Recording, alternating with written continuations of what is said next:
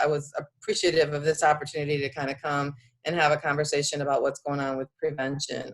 We did, as a state, put together some guidelines that we sent out to the PIHPs. Some of you may have seen some of those guidelines.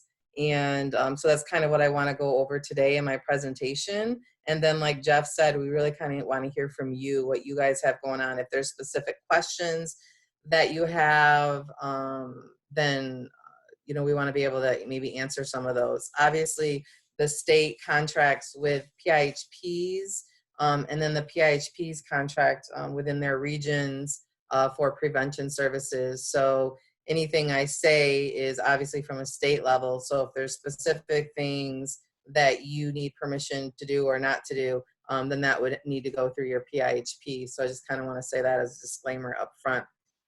So we want to just talk about prevention in times of crisis. The one opportunity I think that this offers us is that as we're looking at more virtual services, thinking about sustainability of some of those services, especially in more of the rural areas where it may be a challenge to get people together in person in regular times. And so are there things that we learn from services that we're doing now during this crisis that might be sustainable moving forward, especially in areas where it seems more feasible? Next slide. So today the agenda is just, well, I'll talk about the objectives and what I'm hoping you'll get out of this conversation. And then we'll review highlights of the prevention communication that I just spoke about. And then, like I said, we really want to hear provider sharing. And so as you think about things that you're doing and you put them in the chat, then we'll go through those and ask some of you to speak, like Jeff had mentioned. And then at the end, if there's any general questions and answers, or any questions that you still have that haven't been answered, then we'll have a few minutes for that as well. Next slide. So these are the objectives. I really want to identify innovative and best practices in prevention. I'm going to talk a little bit about that, but I'm hoping that we really hear that from you guys and the work that you're doing out there in communities. I want to categorize prevention services. We're going to talk a lot about direct versus indirect services and SAMHSA's allowability of more indirect services during this time and what some of those indirect services might look like. And then I want to talk about, if you're doing these services, what actually gets inputted into the Michigan prevention data system. And so how are we defining those reporting of those virtual prevention services that you are implementing and may be implementing in the near future. Next slide. All right. So this is just the highlights of the prevention communication. This was just guidance on providing virtual and alternative services and reporting of those services. SAMHSA had some, all right, hold on, I gotta pull up my other thing. SAMHSA had some phone conversations with states and other grantees to talk about what was allowable and not allowable, what could be changed during this time that we're in. And so I just want to talk a little bit about some of that conversation with them. So they did say that funding can continue to support staff positions that engage in activities that are related to whatever funding you have. So many of you are probably either funded through the Black Grant funding, maybe you have Partnership for Success funding, you may have state opioid response funding. So all of those funding streams, staff positions can still be supported as long as you're working on meeting the goals and objectives of that funding stream. So for Black Grant prevention, for example, we have currently tobacco as a priority issue, underage drinking as a priority issue, prescription drug misuse and abuse as a priority issue, and also use of marijuana by adolescents and young adults. We're also looking into doing some more work with older adults. We've had an older adult strategic plan that has been developed and is in its final stages of being approved. And so once we have that, we'll be able to disseminate that widely. But those are some of the areas.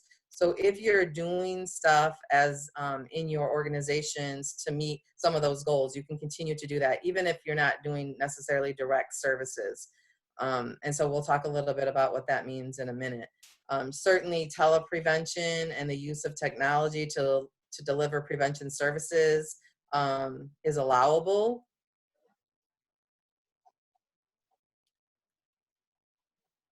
So some of the programs that you might be wanting to implement, some of the questions that we've been getting is, can they, can the evidence-based services be implemented either video conferencing or telephone? And so I would check with the developer when making adaptations to those online services. Some of the other questions that we've been getting is, can you have less, how many people do you need uh, in a group in order to consider that a group? And so the general guideline around that is three people per group.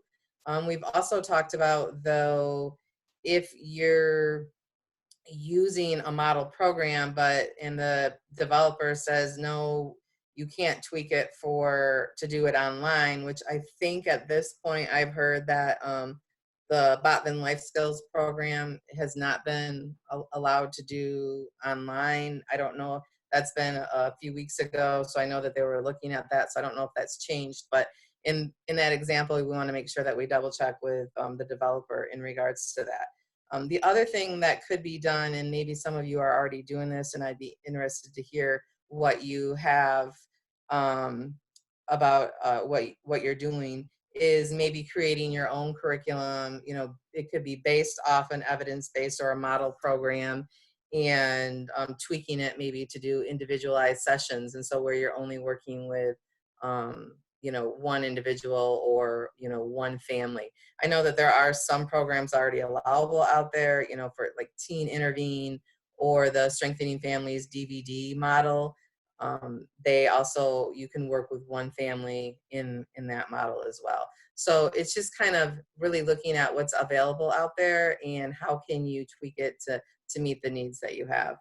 All right, so I see someone on the chat said today at 2, there's a Botman Life Skills about virtual teaching. So a webinar in regards to that. So that's cool. Thank you. I hadn't heard that update, so I appreciate that. Next slide.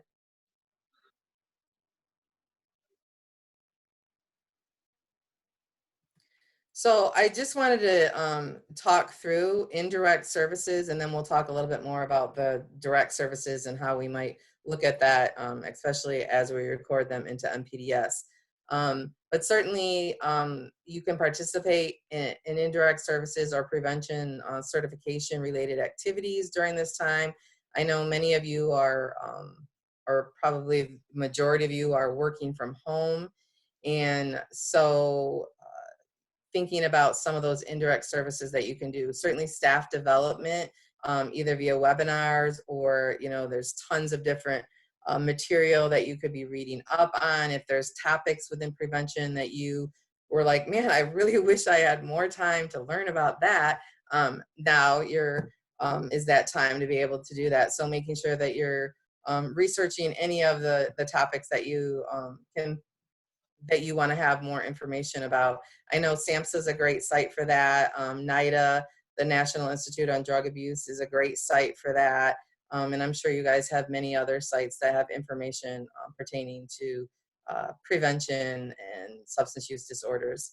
Other things to think about is strategic planning. Maybe you're planning for future programs, but maybe you're planning to deliver current programs in a virtual way instead of in a face-to-face program. So all of that's allowable. Any program preparation, maybe this is the time if there's copies that you need to have made of certain curriculum material that you give to your participants. This might be a great time to stock up on all of that kind of work. We also have you know, just thinking about if there's brochures or other material that maybe you've been thinking, man, I wish I had some time to develop some material around certain issues or topic areas. This is a great time to be able to do that.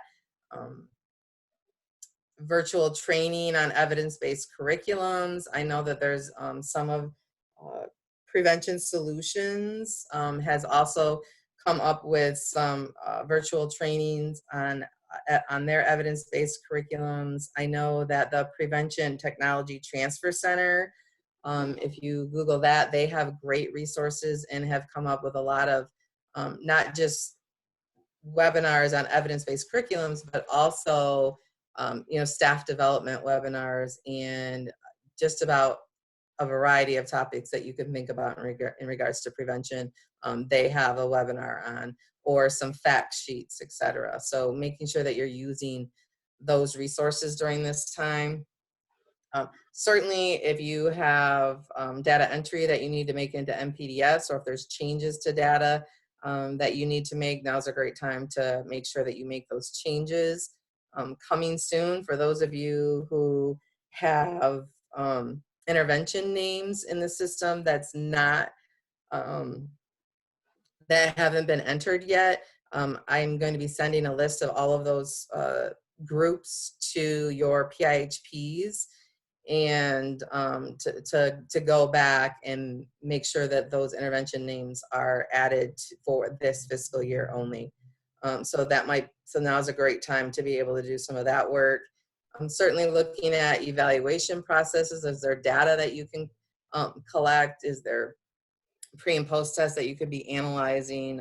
But just thinking about anything in relation to the either process data or outcome data in regards to evaluation that you could be doing. And for those of you who might be on a development plan and are preparing for the prevention certification exam, certainly this time would give you some opportunities to prepare for that exam when it comes up. And so those are just some of the indirect services that we thought of, but you may have others that you're doing as well. Again, just making sure that what you're doing, that your PIHP is approves whatever indirect services that you're doing.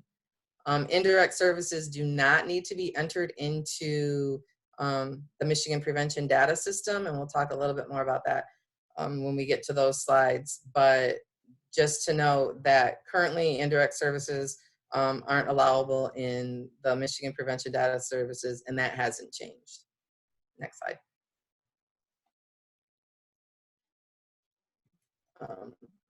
So just thinking about direct services delivery. So we have our indirect services, which I'm guessing is going to increase quite a bit during this time. But also thinking about, are there some direct services that you can be working on in just a different service delivery? So either telephonically or virtual platforms like we're doing today in Zoom, Skype. The state of Michigan also has a Blue Jeans account that I've been doing a lot of my meetings in. So the PIHPs, again, would determine practicality and feasibility of these services. And as you're thinking about doing direct services in a virtual way, making sure that policies and procedures really should consider ways that you're engaging the participants, making sure that you're verifying the virtual participation. Is there like a pre and post test, or is there a post quiz, something that you can put in place that verifies that they actually participated in the activity. So thinking about funding, when we're thinking about maybe transitioning to doing more virtual deliveries of our prevention program, funding can be used to purchase online services for your organization.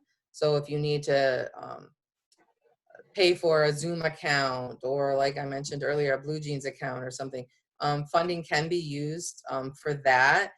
For those platforms. It also can be used if staff need equipment If you guys need like a laptop that you're, you know, to work from your home. If you need a phone, maybe an iPhone or iPad, those types of equipment can be purchased for staff as determined a need by the PIHP. So again, that would have to go through your PIHP. Funding is not allowed, though, at this time to purchase equipment or internet services for participants. So I know that's been a huge issue and barrier in trying to get some of our most vulnerable populations involved with our services virtually, is that they may not have you know, a laptop or you know, a smartphone in order to participate in some of the services. Unfortunately, at this time, SAMHSA has said that purchasing equipment or internet services for participants is not allowable through their funding.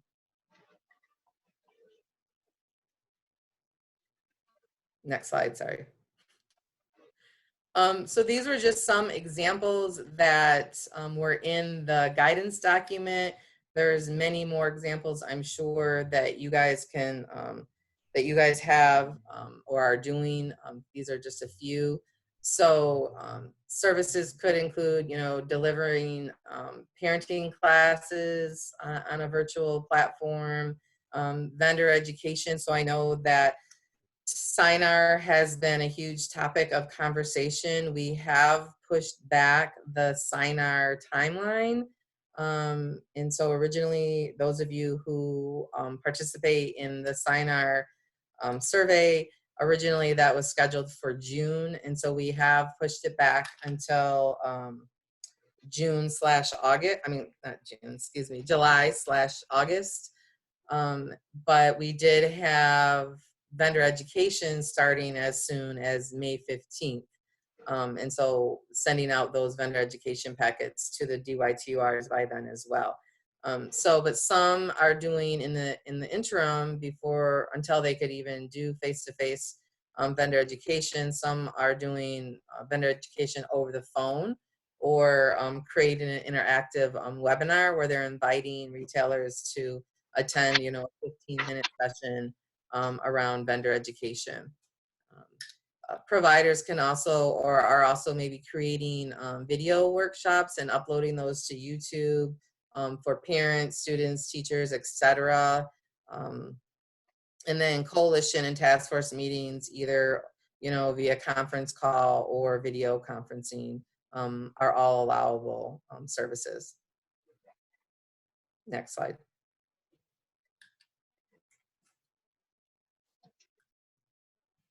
Nope, go back one. There we go. Wait, go back one more then. Sorry, I think I missed a slide. All right, maybe I just didn't have it there. All right, let's keep going. I thought I had two example ones. All right, so then I just want to get into the reporting of these prevention services in the MPDS. Next slide. Thanks, Jeff.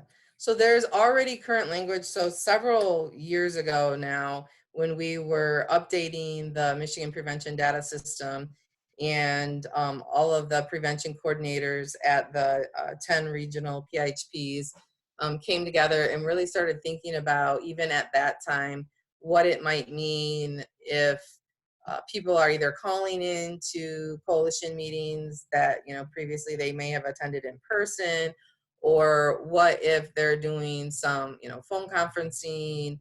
And so there was a little bit of language already added to the MPDS manual that allowed telephonic service delivery as well as video conferencing.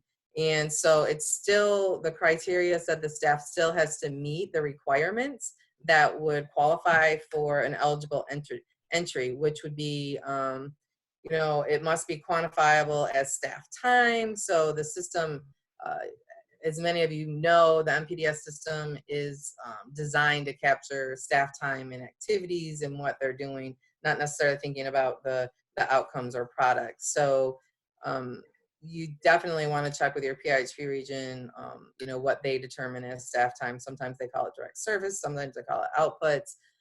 But for example, if you're delivering life skills training, then that would be considered a direct service activity, you know, time spent by staff working with partners in the community to coordinate the adoption and implementation of a smoke-free policy would be entered as a direct service activity.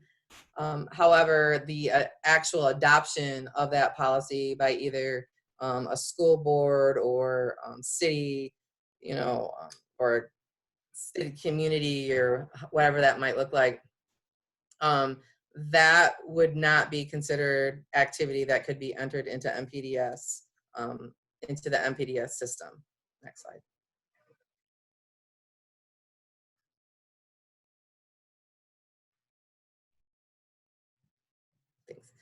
Thanks. So in addition, staff activity must be face-to-face. So this is if you're doing it in person. Time spent in activities that support the implementation of a prevention activity, but is not in direct contact with a recipient or community partner would not count as direct service and would not be entered into MPDS. So currently, if you're meeting with people, you know, face-to-face, all of that would count as direct service activity. But if you were just having a conversation with your coworkers about, you know, planning next meeting, you know, planning a coalition meeting, that would currently not be counted in the system as face-to-face. Next slide. So when thinking about what would be considered a face-to-face activity, then the premise is if you would be doing that face-to-face activity either via telephone or a video conferencing, then you could still count it in the MPDS system as direct service. So even the situation that we're in now with the pandemic, then you would still be able to, all of those virtual services that you're doing, if they would in fact have been considered a direct face-to-face activity prior to this, then you could still count it into the MPDS system as a direct service. Next slide.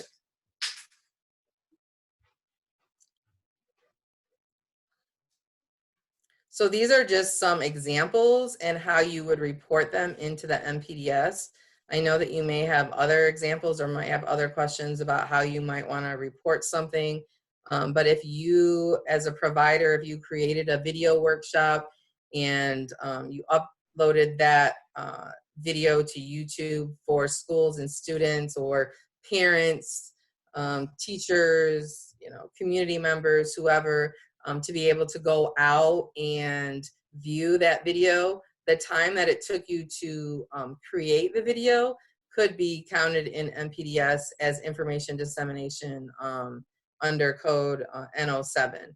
So, but if the video, or if the video is used as part of a one-time virtual session, so maybe you create this video and then you invite whatever 3 to 10 plus, you know, individuals to view the video, and maybe after the video you have a, you know, question and answer time with the individuals that have viewed the video, then that could be counted as a one-time virtual session in MPDS as information dissemination N07 as well. If the video, you know, maybe it was a video that you did around parenting information, and so you had showed the video as an ongoing group, and then that could be counted as part of your education strategy. However, if you just did the video and then you put it out on YouTube and then you encouraged people to go, you know, watch the video, and maybe you had whatever 10 to 100 views on that video, those views wouldn't necessarily be counted in MPDS. The other thing to think about is that you would need to have a system in place as well to count the demographics if you were counting it as a direct service. Just thinking about ways that you could appropriately collect demographics from individuals, and or, you know, estimate what those demographics would be if you're not able to collect it from individuals as they're participating in any virtual services. All right, next slide. Some other examples is virtual parenting classes. So if you were doing parenting classes, you would enter that information the same way as if the service was being provided in person under the education strategy. If you were doing community coalition meetings, again, entered the same way as if service was being provided in person. You would count that under your community-based strategies. And then the example that I gave earlier about vendor education via phone, that again would be entered the same way as if you were providing that service in person, which I believe most of you count under information dissemination strategy. All right, so any, in the chat, if you guys have any specific questions around the guidance, or if there's specific areas that you're wondering, could we or could we not do this that I haven't covered, if you put that in the chat now, and I can go through some of those. And then thinking through what Jeff had mentioned earlier, really want to think about provider sharing and anything that you guys are, any innovative use of your time, things that you're doing, either new or different methods of implementing strategies, maybe creative ways of recruiting participants. What does that look like for you? We want this time to be a lot more interactive and kind of hear what you guys have going on.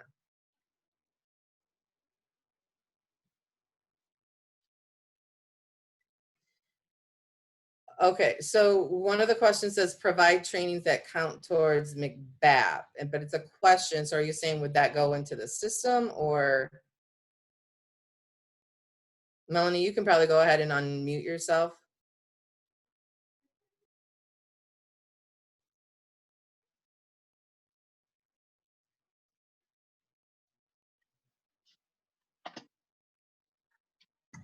Hi. Can you hear me? Yep, we can hear you. Hi.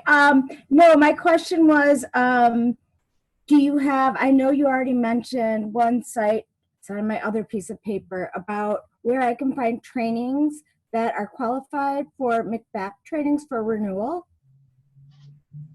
Yeah, probably your best bet is to go on the McBAP site, and they have a list of trainings that, or trainers also, that they have, that they deem appropriate.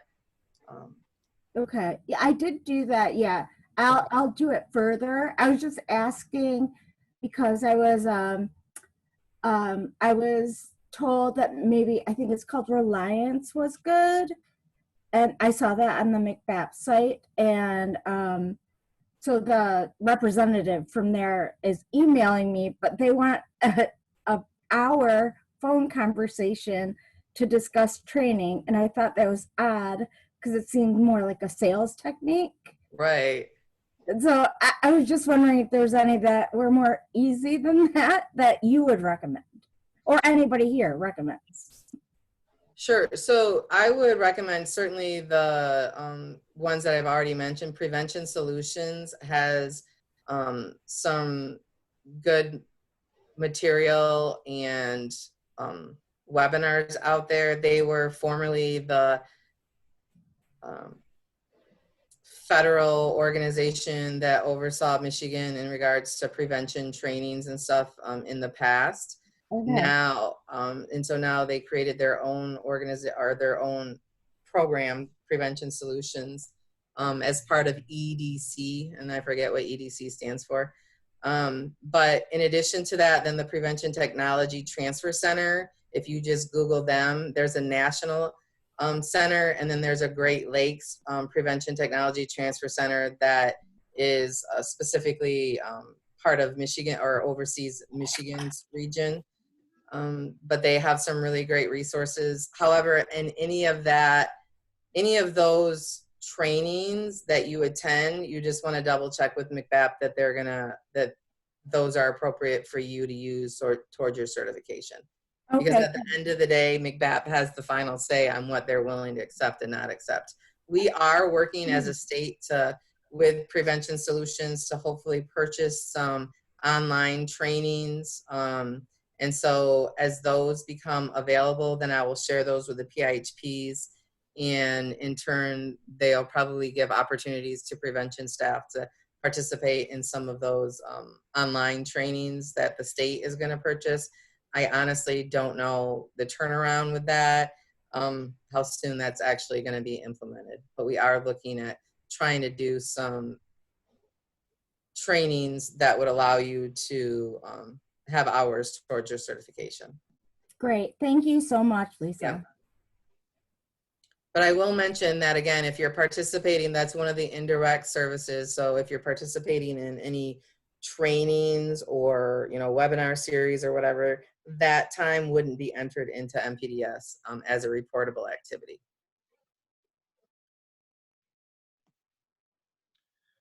Okay, there is a question, Lisa, in the chat from Ashlyn, asking people if you've already implemented a YouTube series or channel. How did you get that in the community?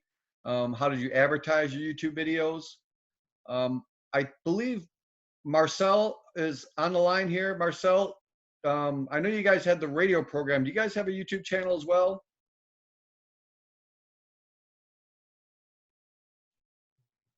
Yes, we do. We have a YouTube channel.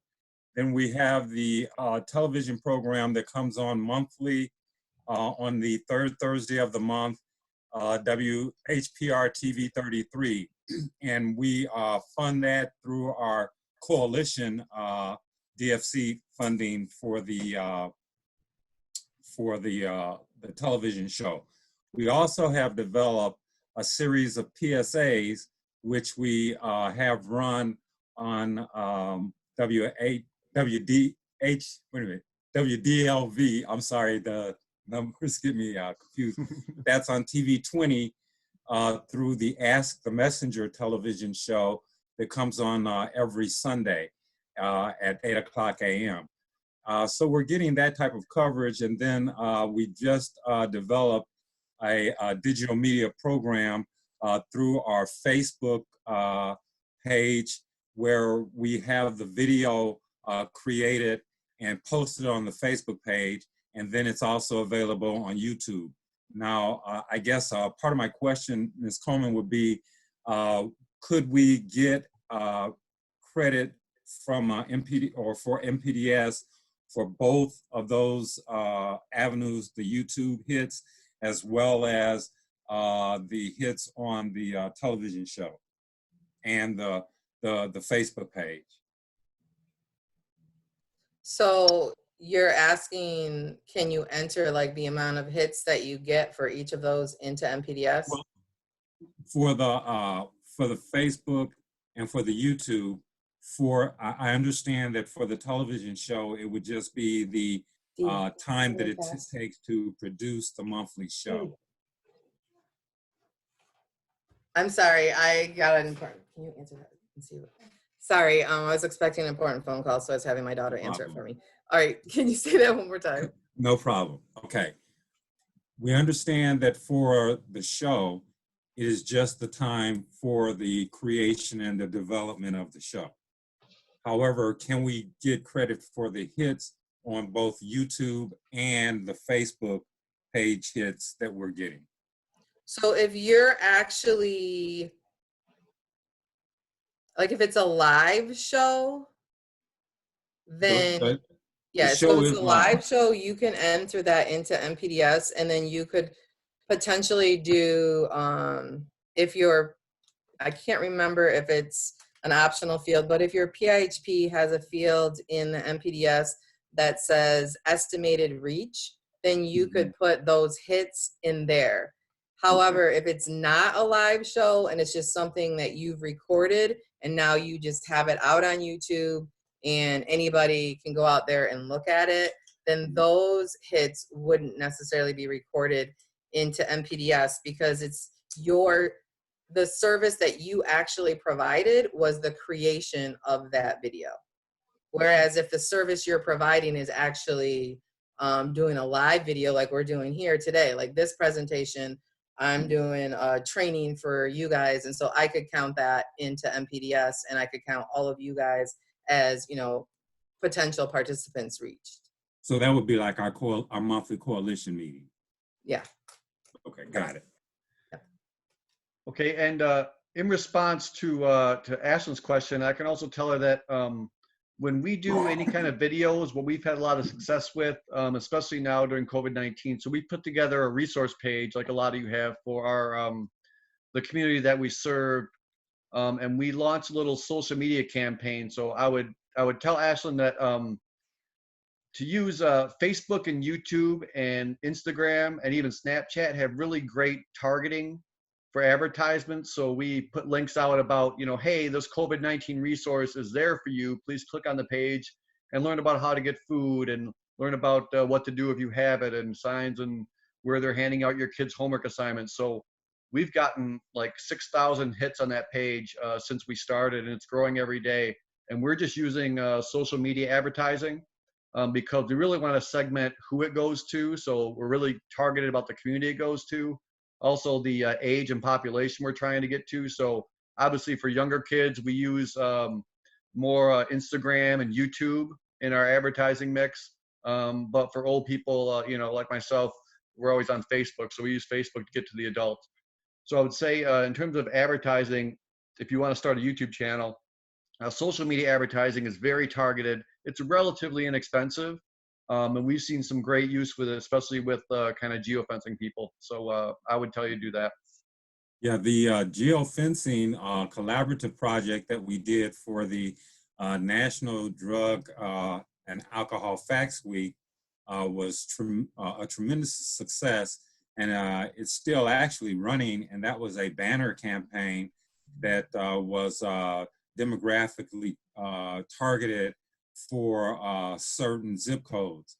And we were able to get both a large reach on the number of hits that we know of people that saw the banner, and then we had it linked over for people that carried through to go to each of our websites. And I know that all three of our locations got over 300 hits on each website. And that was the Youth Connection, Class Agency, and the Center for Urban Youth. Okay, yeah, and I saw your comment, Jill, about vendor ed via webinar. Is anybody right now planning on doing that? Because I mean, I saw the idea in Lisa's slide too, so it gave me some pause to figure out how we could do it, because I think that'd be great. But is anyone currently doing vendor education, planning on doing vendor ed for SINAR via webinar? So we do have, just so that you guys are also aware, so we have, actually it's pretty old. Okay, so we do have a vendor education series, and I call it a series now. It used to be one big huge session for retailers on our improving my practices site. So improving MI practices, and that's for any clinician or prevention specialist can use that. That's another great site. Someone asked earlier about trainings, so I forgot about our site. So this will answer that question as well. So improving my practices, or in MI is for Michigan MI. On there we have I think it's either 3 or 4 part vendor education. They broke it, they used to be like an hour long or something, and no vendors ever looked at it. So they broke it down into, I think it was either 3 or 4 like 15-minute segments. It's still not utilized as well, mostly I think just because the site is pretty intimidating. If you're a retailer and you go to that site, you're like, was this even for me? It's a little bit hard to navigate. We've been doing some improvements to that site, but I don't know if those are up and running yet. So hopefully when that completes, the site itself will be a little bit more user friendly. But we do have that out there available. We also, on our SINAR webpage, there's a PowerPoint. The PowerPoint is a little a little older, so it doesn't pertain to the current era that we're in regards to Tobacco 21. And so the current vendor education flyer that the state has developed talks about the federal tobacco 21 versus, the state Youth Tobacco Act still being 18. And so it talks a little bit about like what the responsibilities of the retailers are in regards to both of those laws. Yeah, there it is. So that PowerPoint presentation with notes is older, but there may be some stuff that you can glean out of it. And then the Improving My Practices page has, again, that's going to talk to mostly 18. So now that I think about it, it's probably not the best resource. So does anyone have something that they're doing that has updated information around Tobacco 21?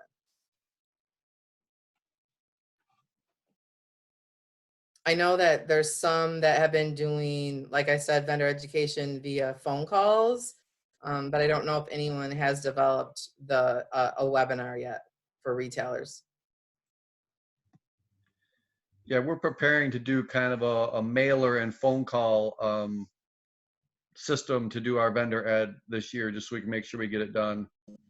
So I don't know if we're quite ready to venture out into webinar territory yet. We are going to do a mailing to all the vendors in our region. And then also we're going to follow that up with phone calls and keeping copious notes. And we're putting together a script to use. So that's, I think, how we're going to do it.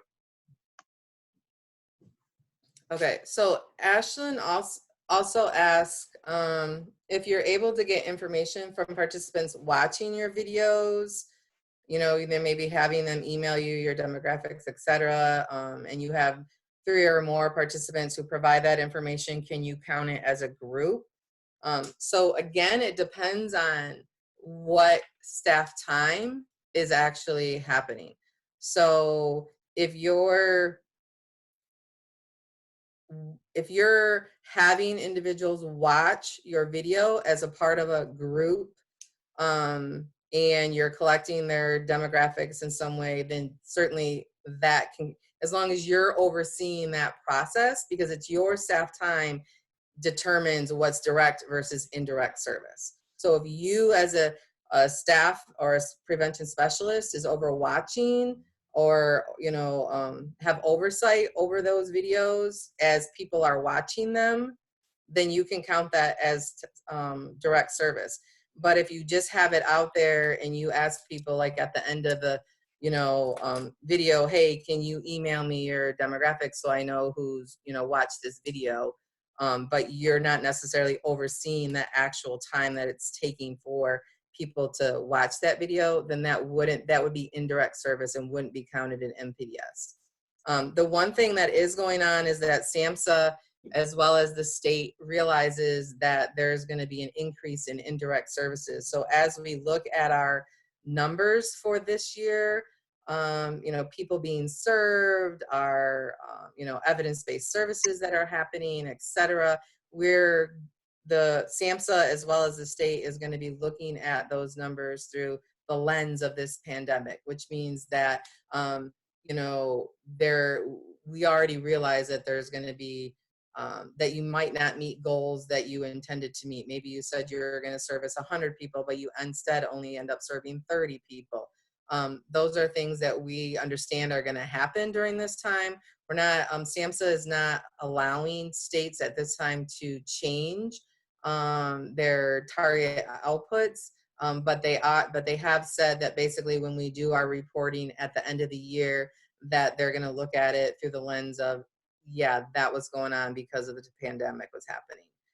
So I don't want you to get too caught up in thinking, oh my gosh, I have to make sure I have all these direct service hours. I mean, certainly if it's doable, we want to see that happen. But even I think that we're being innovative and thinking of different ways to service the community. And even if we're not doing it in a direct service way, even if it's in an indirect way, there's still going to be an opportunity to record that information in reporting so that it's so that's considered in the bigger picture.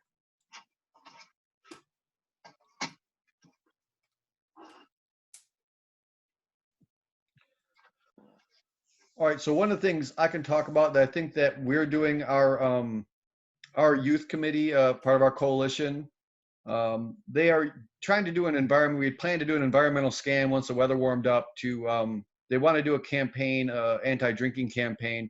So they want to try to get an exact count of all the liquor stores in our community. So we're planning on going and driving, and we had teams split up. But obviously, with COVID-19, we can't do that. So what our kids thought up and they're doing right now, I think is pretty funny, is they're doing these little virtual drive-bys. So in our city, we're in Detroit, in Eastside Detroit. So Google Maps has gotten their little Google Maps car you see driving by every now and again with all the cameras on it. So they have done a recent scan of Detroit from December 2019. So our kids are kind of splitting up the roads that they kind of virtually drive down using Google Maps, so we can get better pictures of what liquor stores are open, what are available, exactly where they're at. And we're trying to figure out if they're near any schools or churches. So they're using kind of Google Maps to virtually drive by all these major streets in Detroit and determine where the liquor store is at, because they're going to do a campaign that uses those locations later on in the summer. So that's kind of some of the things that our kids thought up and they're doing that we're pretty happy with how it's going. We got a meeting with them on Zoom tomorrow, so we'll see how this week of virtual drive-buying has gone, but so far so good on that front. All right, so I see another question about the vendor education packets. I mentioned mid-May. So the goal, and most of you who have been around for a long time understand that when the state says the goal, that it could mean anything. But the goal is to have it to you guys by May 15th. So all DYTUR should, as of now, this exact moment, we are on schedule for that. But anything could happen between now and then that could mess anything up. So if it's going to be any later than that, then I'll certainly keep in contact with the PIHPs so that they can get that information out to you. But as of now, the plan is to have it to you guys by May 15th.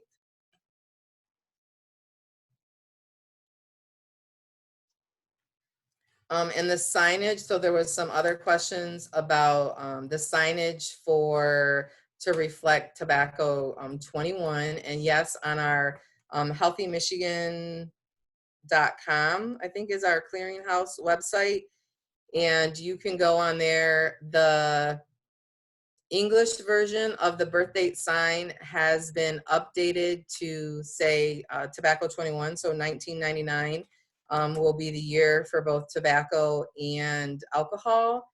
On the birth date signs, the Spanish version and the English version have been updated. I'm still waiting on the Arabic version to be updated. So if you go there, you will see that the Arabic version does not have the 1999 on both areas yet. The Youth Tobacco Act law, you'll also see on that site, it will still say 18 and it will remain 18 until the Youth Tobacco Act is actually changed. So there has been there were some bills introduced prior to COVID-19 happening that would have amended the Youth Tobacco Act to raise it to 21.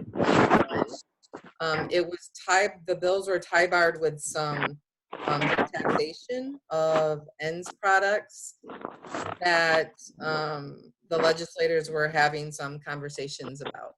So on March 3rd at I think it's Regulatory Reform Committee of the Senate, those bills were talked about. Most of it was around taxation. I'm not sure how much support there is for that.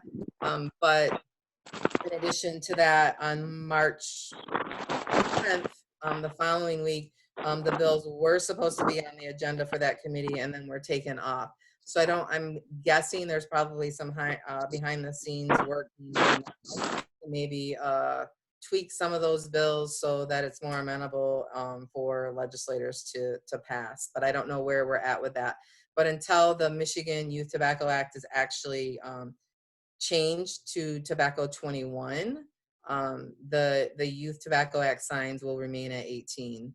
And the law stating that those signs have to be put up into or up in retailers is still in place. Now, I know that makes it a little bit confusing for retailers because Tobacco 21 is the law of the land because it's the federal. At the federal level, the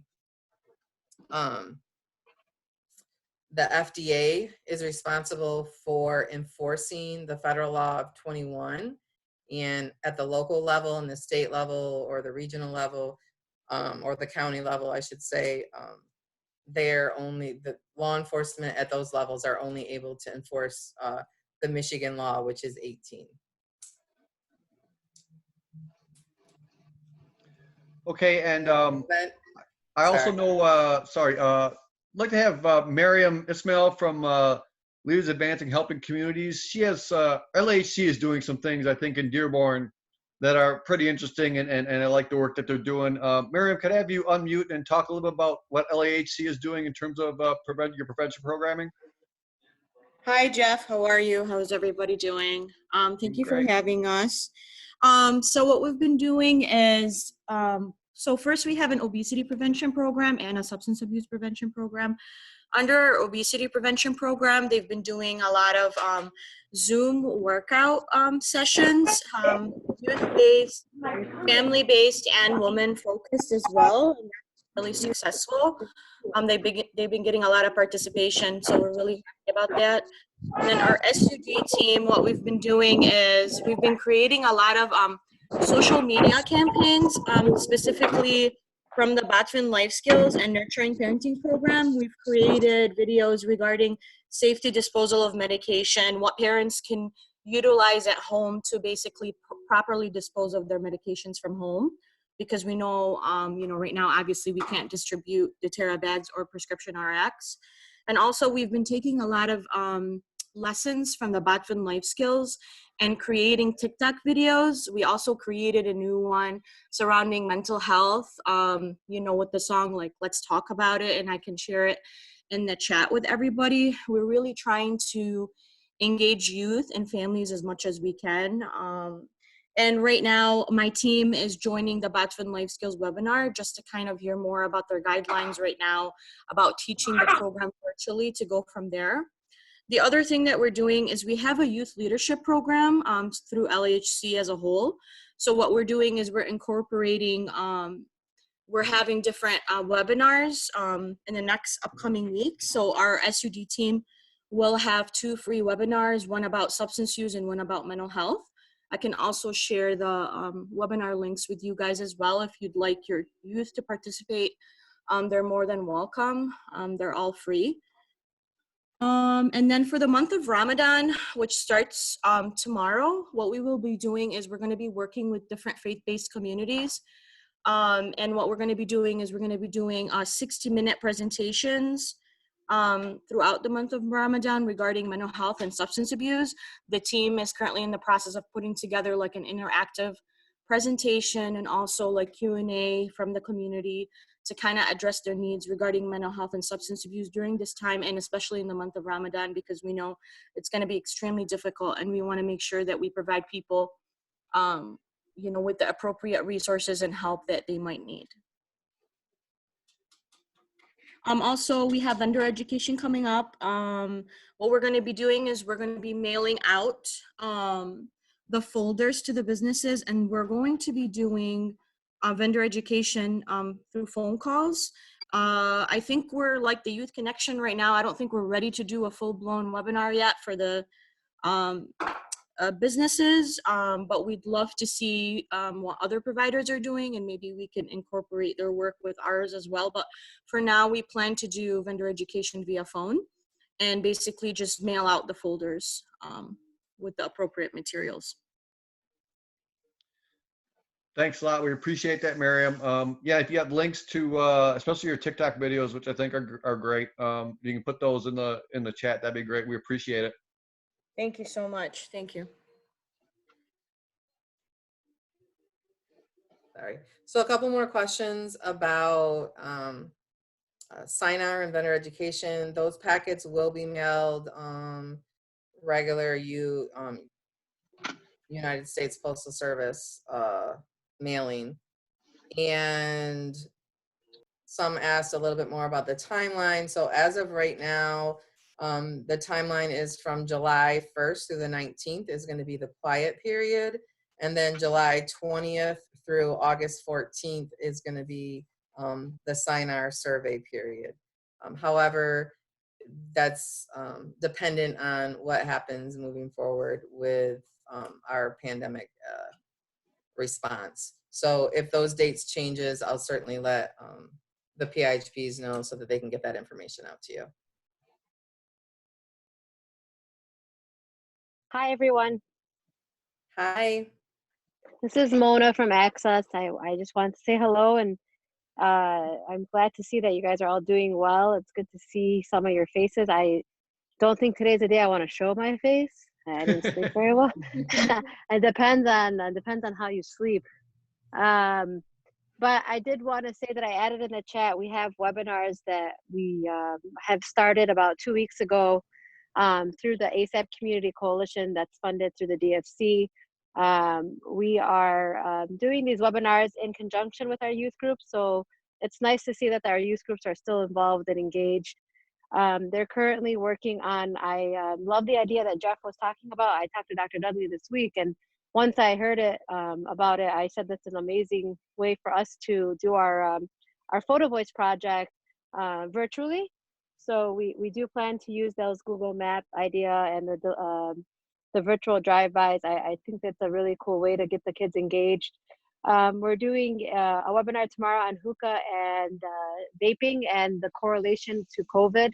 So a lot of the work that we've done, we've constantly made sure that we educate people about the correlation to COVID and your health disparities. You know, as an agency, we have a lot of other things going on, but just from the prevention side, we've continued our awareness campaign, social media. Yesterday, we did myself and our director Mona Mackey did a radio show that had over 3,000 viewers. And it was predominantly for the Arab American community. And so it was nice to be able to put the information out there for people, and to also, a big goal of ours is to give hope to people during these stressful times, because it can't be easy to be dealing with a type of mental illness or substance use problem. We also been remind people that, you know, of course, the COVID pandemic is a global pandemic, but we don't want people to stop thinking about the epidemic that we've been dealing with for years, and the opioid epidemic. So we've continued doing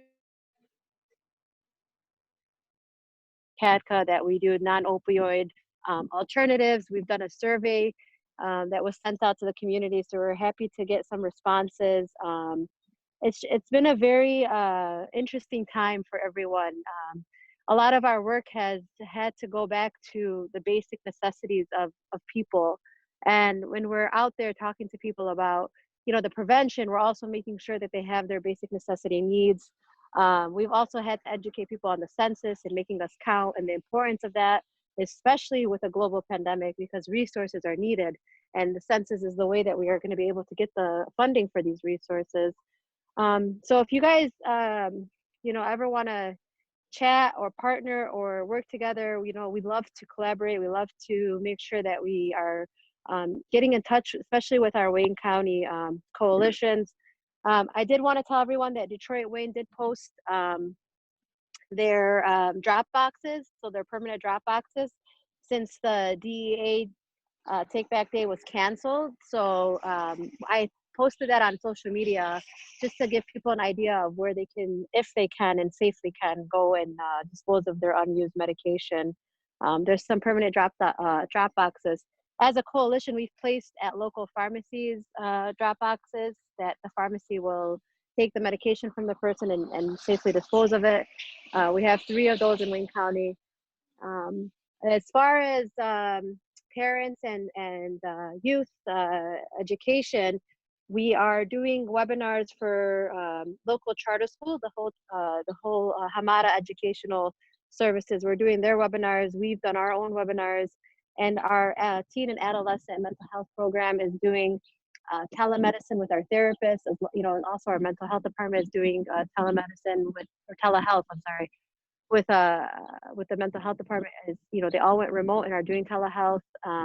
And we also provided a boot camp with a personal trainer in Dearborn. I didn't attend it because I was busy working. That's my excuse for now. I hope to get myself on there. Um, I'll tell you one thing. If I don't make jokes and keep myself going, this thing will get to me. So if you know me, that's how I am. And if you don't know me, you'll get to know me. That's how I am. We gotta find a way to keep light of everything that we're dealing with, and to stay positive. You know, it's very important also that we, as a Arab American nonprofit organization, we take our work seriously to make sure that everything that people are you know, getting information about, we make sure that we're translating it and that we're providing to them for those who don't read or write or understand English. And, you know, I'm sure just like our other minority communities are doing the same. And so if you guys need anything from our end, or if you guys have any suggestions to help our community, please feel free to reach out to me. Thanks, Mona. We appreciate it. Just saw a post from Laura in the chat, virtual Narcan trainings via Zoom. That sounds totally sweet. Can you talk a little more about that, Laura?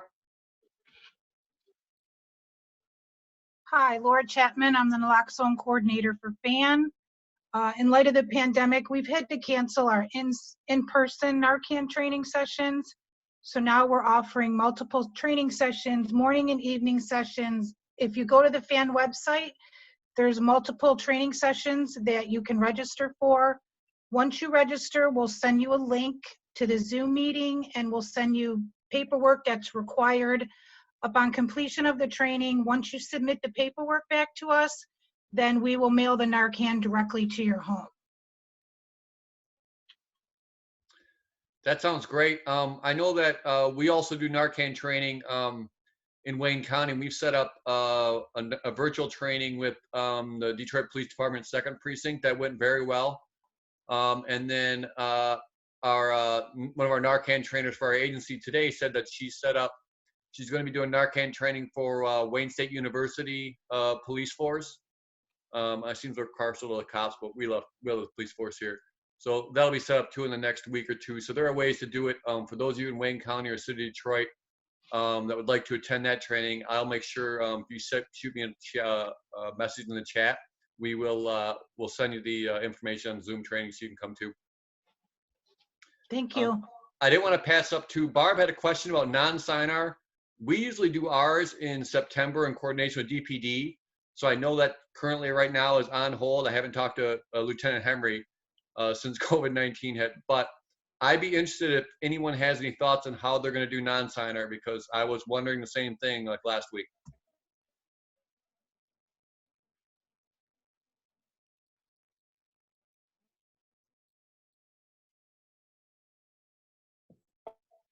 This is John. Our plan is to pay attention to the dates, and we have a youth team that we're working with countywide. We will pull on those kids to be our non-SINAR decoys. So it's all a matter of timing is how this works. That's assuming that the state's open at that time. If they're not open, I don't know how we're going to do non-SINAR checks or SINAR checks. Yeah, and if you guys have specific questions around that right now, at the federal level, they're asking all of the National Prevention Network representatives, or NPNs, which I represent that for Michigan, you know, if we have specific questions around, you know, SINAR, that we need to then submit to SAMHSA. I know that we haven't gotten any specific direction from SAMHSA around, you know, SINAR activities or related activities, but certainly, obviously, they want us to follow whatever is in our state in regards to safety and wellness of the youth. So if I hear more information at the national level in regards to any of that, I'll share that back out with you guys as well. Okay, and Jeff, I wanted to ask Jill, at this time, do you want to talk a little bit about the McBAP credits and the surveys and et cetera? So I see we got 15 minutes left, so I didn't want this to be like forgotten. Yeah. No, perfect timing. As a matter of fact, I just unmuted myself and I was going to chime in. By now, all of you that registered should have, if you look in your email, you should have a SurveyMonkey tool sitting in there. It just went out, probably dropped in there maybe 5 minutes ago. The way that we're working this is there's an evaluation and a quiz on the information that Lisa gave out earlier today. And you need to complete that within 30 minutes after we are done with this seminar today. And then I'll be sending out certificates to those that pass. There's 5 questions included in the quiz, and you have to get 4 out of 5. That's 80%. So you got to pass. And get that over to me, and then I'll shoot out electronic certificates sometime this week. I'm pretty sure I have everybody's email that's on here. It definitely looks like it, but if for some reason I missed you, get a hold of me and I'll get it out to you. I'll put my email in the chat box. Any questions on that? Great. No, but Jill, there was also a question about sharing the slides, so I can send you a PDF version of the slides that you can share out too if you're able to do that. Sure. Yeah, And if you then- want to include me in that, Lisa, I can make sure to get out to everybody too. Okay. Right. That'd be I'll send it to great. both of you. Thank you. And then Cara says, is there any information? Sorry. Is there any information or updates on the SUD annual conference? As of right now, that's a go. Our planning committee has all of the proposals in and has selected workshops. And so we're working on finalizing some of the keynote speakers, but that's still scheduled for September. And until we know further information, that's still happening up in Grand Traverse. Jeff, you asked a question earlier about what we're all doing locally with our programming. We have a staff, a shining star. I think she's on the call here, but she's looking at producing podcasts and YouTubes that can be used with our youth and having the youth distribute some of these and make the connections of what we're doing. We're looking at expanding plans to expand our programming around the school system and around our wellness teams. Also looking at media campaigns, working with a group that actually can pinpoint what station, et cetera, for ads that are out there. And they have set ads and we can tag it with our information, or they'll help us develop our own ads with that. And then using this time to really be clear about the SPIF model with our own programming, making sure all the data is up to date and so forth like that. So that's what we're doing with our time. Be happy to hear anyone else's, what's going on for y'all. Or we'd be happy to hear about Lisa Faulkner and the baby she was holding. What's going on there? Super cute, Lisa, super cute. That's true. I'd really like to hear from the rural communities and find out how you're handling everything. It seems like, communication has always been really difficult in those areas. What does that look like? Has it looked like anything? Is anything going on?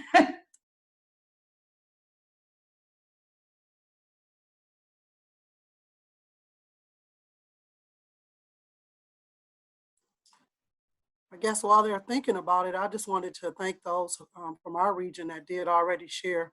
I know that we were trying to make sure that we didn't overtake this, I'm sure, but from some of the persons that presented already and talked about what they've done, I hope it's helped. I do see there are other coalitions here that are on here, like Karen, loved Livonia Save Our Youth. And as you have to go through the 4 pages to see all the people that are present and are participating. So I know there's been some great innovative things that have been discussed from our region already, so I don't want to take up any more. but I want to tell you what I said to Jeff. If you want to connect with any of those that are in our region for ideals too, you are welcome to reach out to any of them as well as me. I just put my email address in the chat box. So since I didn't get to survey, no, but just wanted to thank you all that are from our Region 7 that are doing so many great things. I'm going back to me.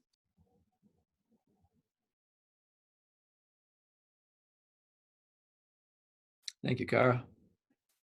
Okay, I got a question sent to me just privately. I think I want to get to the group too. So if you know someone that wasn't able to get on, we had a 100-person limit. We were at that several times. I have been recording the webinar, and what I'll do is I'll post it on YouTube and send out a link to everybody that was here. So if you know someone that wanted to get on and couldn't get on, you could just send them the link, and that way they'll get the full weight of Lisa's presentation and some of the things we talked about here today. Hey everybody, this is Liz Lenz. I work in Berry County. Bill, you had asked about rural communities. I think that we're adapting as we've kind of been trained to do over the years with prevention. We have a lot of, over the years we've had a lot of curveballs thrown at us. This is just another one.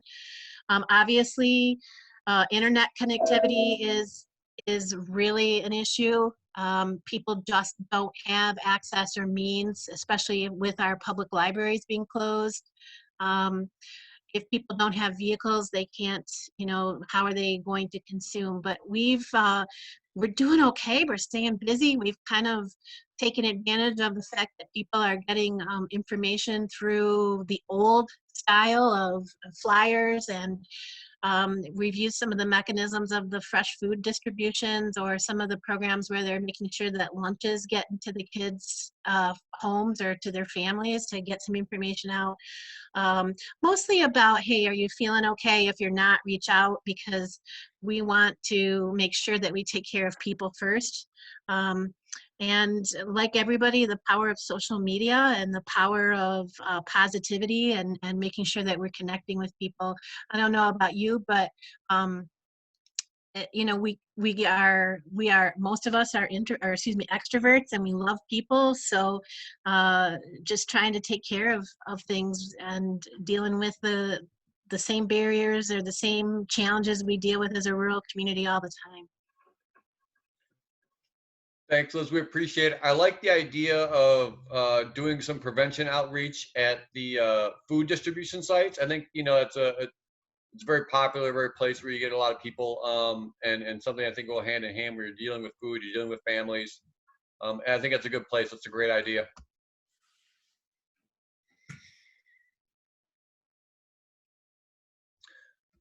And Jill, I want to make sure you saw. I'm getting people with the survey addresses. I'm sure you're sending them out that are in the chat. I have. I'm working on it right now as we're going through. So I definitely am. I'm seeing your eyes going from the keyboard. I'm like, yep, I think she's typing. I just want to make sure. Thanks a lot. We appreciate it. Writing feverishly. Stay tuned, folks.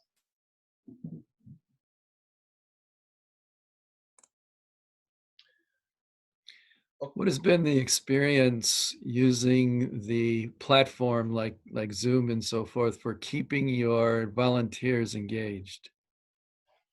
Has it been successful? We heard Liz say some don't have access to the platforms. What's been other people's experience?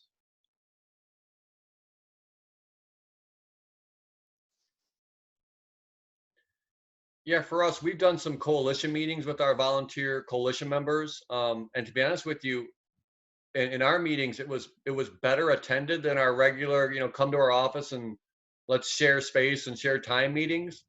A lot of people said that previously they had time getting off work and all these other demands on their time. But during COVID-19, like I said, we saw a huge bump in our meeting attendance, and they're all volunteer coalition members. So we were excited and happy about that. So we've had some pretty good experiences with Zoom for people that are attending our meetings now that never did in the past. So we were kind of fired up about that. And John, I'll just add, there's probably people on here from the Alliance of Community Healthy Coalitions. They did a Zoom meeting with a vape prevention work group, and at first we were all a little hesitant, but they started out with an icebreaker of playing a game of Pictionary, and it just really lightened the mood, and there was laughs going on, and I really appreciated it after we got off of it. Using play in the that's good. I Yeah. like that.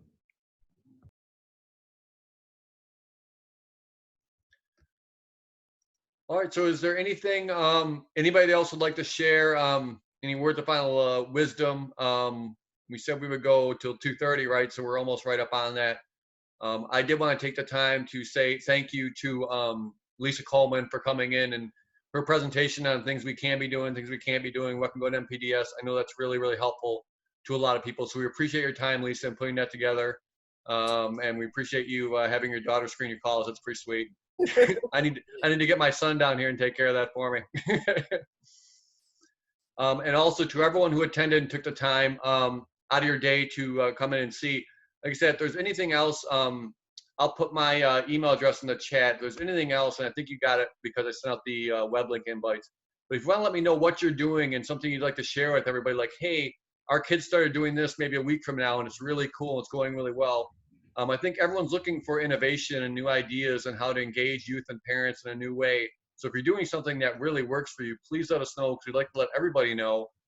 Because I see as a prevention team, we're all in the same boat here. So I think when one crew member is swimming really well, we want to get on that. So I thank everyone for attending, and let me know if anyone else has anything else to say. Just a note here on the chat that indicating that the survey was found in the junk file. So if you didn't get it, you might want to check there. I have one recommendation. Considering the times that we're in, I happen to notice that my friend, the good Reverend Steve Perrine, is on the line, and we might want to consider asking him to close us out with a word of prayer. That'd be fine by me.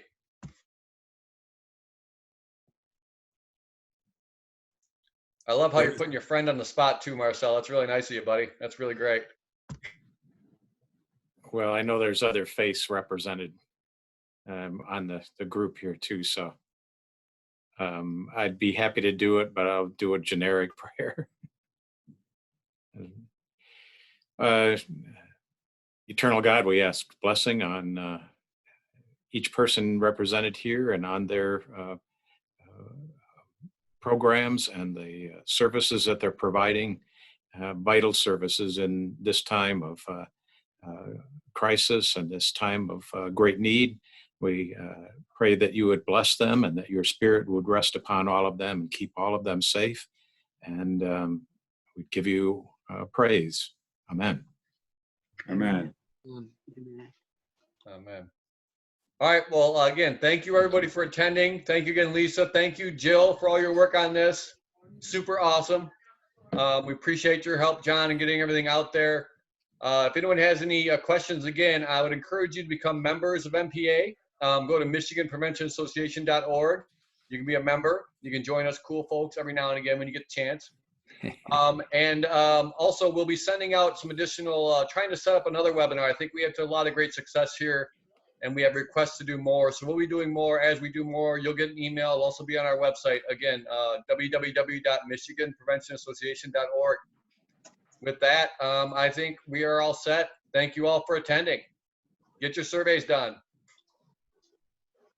Thank you, Jeff. Thanks, Jeff. Thank you. Yeah. Thank you. Everyone have a great day. See you later.